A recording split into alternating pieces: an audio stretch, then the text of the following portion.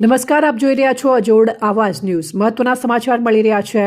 બનાસકાંઠા જિલ્લામાં વાલીઓ અને સમાજ માટે લાલબત્તી સમાન કિસ્સો સામે આવ્યો છે, જેમાં સગીરાને શાળામાંથી વાલી તરીકેની ઓળખ આપી લઈ ગયા બાદ તેના સાથે દુષ્કર્મ આચરવાની ચકચારી ઘટના બની છે। બનાસકાંઠા જિલ્લાના પાલનપુરની આ ચકચારી ઘટના છે, જેમાં સગીરા ઉપર નજર બગાડી આરોપી શાળામાં તેને લેવા માટે પહોંચ્યો હતો, જ્યાં વાલી તરીકેની ઓળખ આપી હતી અને તેને પોતાની કારમાં બેસાડીને ચંડીસર ખાતે આવેલા ઔદ્યોગિક એકમ ખાતે લઈ ગયો હતો, જ્યાં તેની મરજી વિરુદ્ધ તેના ઉપર દુષ્કર્મ ગુજાર્યું હતું।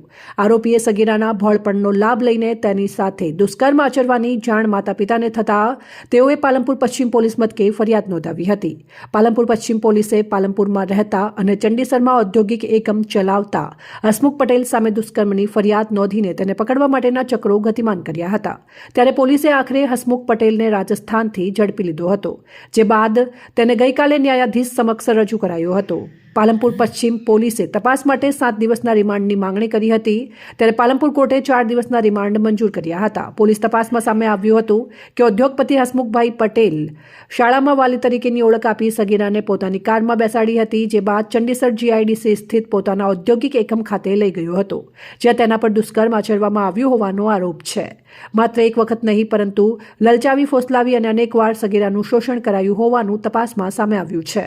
સૌથી ચોંકાવનારી વાત તો એ છે કે શાળામાંથી વાલી તરીકે આવેલા વ્યક્તિને વાસ્તવિક વાલીની જાણ કર્યા વિના વિદ્યાર્થીને સોંપવામાં આવી હતી। આ ઘટના શાળાના સંચાલકોની ગંભીર બેદરકારી તરફ પણ ઇશારો કરે છે।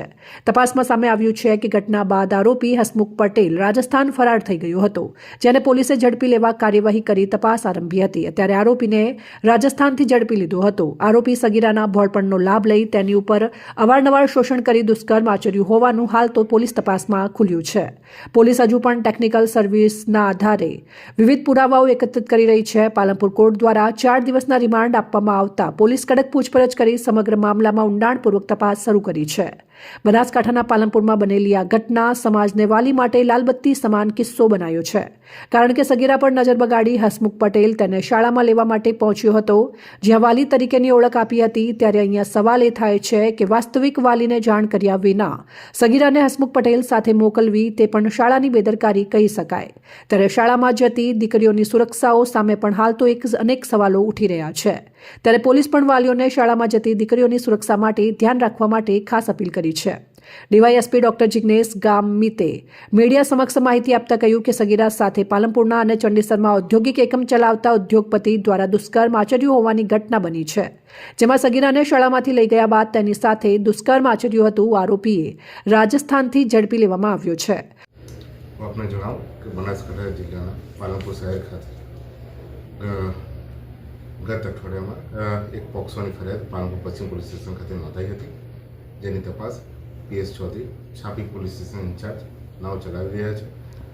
આ આખી ફરિયાદમાં જે પોક્સો વખત જે ફરિયાદ છે એમાં આપણે જણાવું કે જે સગીરની દીકરી જે છે એ સગીરની દીકરીને પોતાના મા બાપના કાયદેસરના વાલીપણામાંથી ફોસલાવીને લોભ લાલચ આપીને જે આ કામના મુખ્ય આરોપી હસમુખભાઈ ઉર્ફ બકાભાઈ હરગોનભાઈ પટેલ, જેઓ 20 ટ્રાન્સફોર્મરના રિપેરિંગનો સરકારી કોન્ટ્રાક્ટ સાથે જોડાયેલા હોય, તેમને આ દીકરીને લોભ લાલચ આપીને એના વાલીપણામાંથી અપહરણ કરીને આરોપી પોતાની ચંડીસર મુકામે આવેલી ફેક્ટરીમાં લઈ જઈ અવારનવાર તેની સાથે દુષ્કર્મ કર્યું હોય તે બાબત આ તપાસમાં જણાઈ આવેલી છે।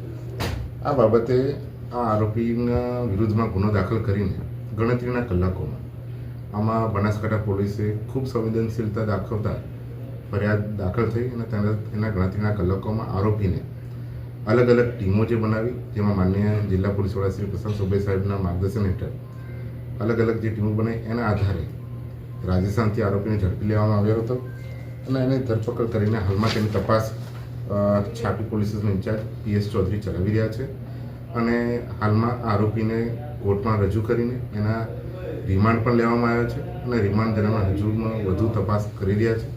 આમાં જે આઈઓ જે છે અમારે પીએસ ચૌધરી એ અલગ અલગ જગ્યાએ બનાવ બન્યો છે અને જે જગ્યા જે પણ ગુનાને તપાસ લગત જે સ્થળોની વિઝિટ એમણે કરી છે એ તમામનું પંચનામું પણ અત્યારે હાલ કરી રહ્યા છે।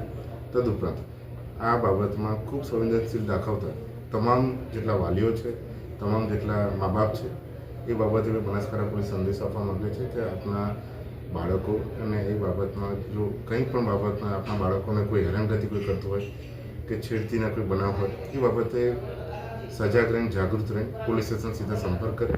જે રીતે દીકરીના મા બાપે અમારો સંપર્ક કર્યો હતો અને ત્વરિત રીતે અમે જે પણ આવા ઇસમો હશે એના વિરુદ્ધમાં કડકમાં કડક કાર્યવાહી કરીશું અને એક ઉદાહરણરૂપ દાખલો બેસાડવાનો અમે પ્રયત્ન કરીશું.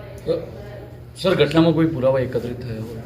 હા, આમાં હાલમાં જે તપાસ ખૂબ સંવેદનશીલ રીતે અમે કરી રહ્યા છીએ અને એમાં અલગ અલગ પુરાવા પણ અમને મળી રહ્યા છે. જે બાબતે અમે ટેકનિકલ પુરાવા જે છે તપાસને અત્યારે હાલ એમાં અસર ન થાય એ બાબતે અમે વધુ જાહેર નથી કરી રહ્યા, પરંતુ એમાં અમને બધા પુરાવા પણ મળ્યા છે અને એ બાબતે અમે પુરાવા કબજે પણ લીધા છે અને હજુ પણ જો રિમાન્ડ દરમિયાન બીજા પણ અમે પુરાવા એકત્રિત કરવાનો પ્રયત્ન કરી રહ્યા છીએ.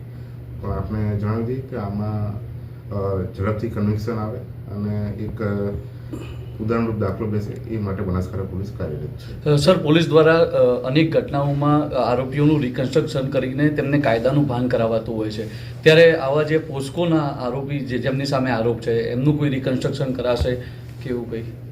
આ બાબતે આપણે જણાવી દઉં કે ગુનાની જે રીતે ગંભીરતા જોતા એની જરૂરિયાત પ્રમાણે કે જ્યાં હાજરીની કે એની જરૂરિયાત હશે એ પ્રમાણે બધી કાર્યવાહી કરવામાં આવશે. એ બાબતમાં ખાસ કરીને કે જે રીતે આમાં કેટલા પુરાવા અમે ઊભા કરી શકીએ છીએ એને અત્યારે તપાસ ચાલી રહી છે અને અત્યારે હાલ 17 તારીખ સુધી અમારા જોડે રિમાન્ડની કસ્ટડીમાં છે. તે બાબતે અમે આગળની જે પણ કાર્યવાહી પણ ગુનાની ગંભીરતા જોતા સંવેદનશીલ જોતા એ પ્રમાણે આગળ જે પણ અમે કાર્યવાહી કરીશું એ પ્રમાણે જરૂરિયાત પ્રમાણે એ કાર્યવાહી કરીશું. આગળ આરોપી સાહેબ અગાઉ કોઈ ગુનામાં કોઈ હિસ્ટ્રી હોય તેના સાથે કોઈ મદદગારી એવું કોઈ સામે આવ્યું? અત્યાર સુધીમાં બીજા કોઈ મદદગારીમાં બીજા કોઈ આરોપી નથી. મુખ્ય આરોપી જે પોતે છે એને આમાં ધરપકડ કરી લેવામાં આવી છે. બીજું કે ભૂતકાળના જે ગુના બાબત છે એ પણ અત્યારે હાલ તપાસ ચાલી રહી છે. જો એમાં કંઈ બાબતો હશે તો એ બાબત પણ આમાં અમે તપાસમાં સામેલ રાખીશું. સમગ્ર મામલે હવે વધુ તપાસ ચાલી રહી છે અને વાલીઓને અપીલ કરીએ છીએ કે દીકરીઓ સાથે છેડછાડ કે કોઈ એવી ગંભીર ઘટનાઓ બનતી હોય તો તેઓ પોલીસનું ધ્યાન દોરી શકે છે. આવા સંવેદનશીલ મામલામાં પોલીસ કડક કાર્યવાહી કરશે. અહેવાલ કાંતિ બઢિયા, અજોડ અવાજ,